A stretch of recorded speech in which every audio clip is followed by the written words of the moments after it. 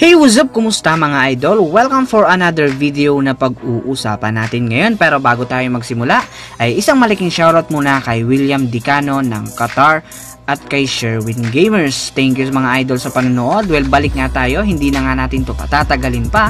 Kung bago ka sa aking channel, ay welcome si J-Zone TV.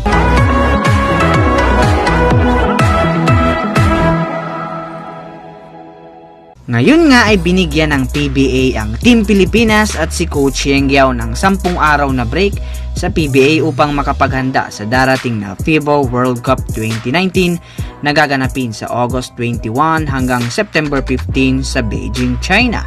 Matapos kang mabigyan ng statement si PBA Commissioners Willie Marshall noong Sabado, March 30 sa PBA All-Star event na ginanap sa Pangasinan.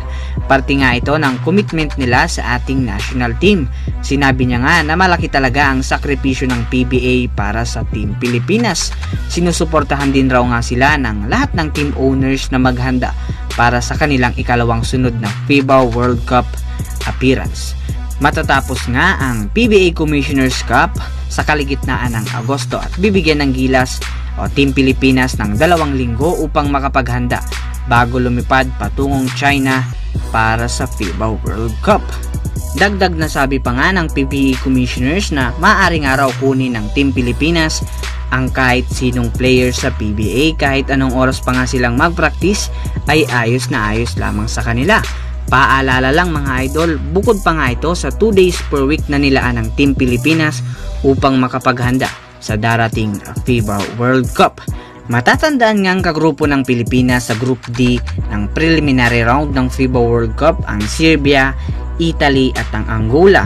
Maraming ang kilalang players na o NBA star ng kada kupunan na kanilang makakaharap sa World Cup. Nararapat nga makakuha ng 2 panalo ang Team Pilipinas upang makausad sa pangalawang round ng kompetisyon. Well mga idol, kung ako nga ang tatanungin, opinion ko lang naman ay mahirap talaga ang maghanda, lalong lalo na kung 10 days lamang ang ibibigay sa Team Pilipinas na maglaro sa biggest stage ng basketball. Ngunit alalahanin rin natin na ito lamang ang magagawa ng PBA sa ating national team. Kung susumadahin nga natin mga idol ay merong 18 weeks totaling 36 days of practice at yung 10 days na break ng PBA para sa practice ng Team Pilipinas. Pasalamat na lang tayo na nabigyan ng mahaba-habang practice ang Team Pilipinas bago ang World Cup. Patuloy na lang nga tayong sumuporta sa ating national team sa pagtungtong nila sa FIBA World Cup at ano man ang kahantungan nila ay maging proud sana tayo sa kanila dahil inirepresenta nila ang ating bandila sa world stage. So yun nga mga idol ang video natin ngayon. Kayo, ano sa tingin nyo? Sapat na ba ang panahon na yun para paghandaan ng national team ang FIBA World Cup?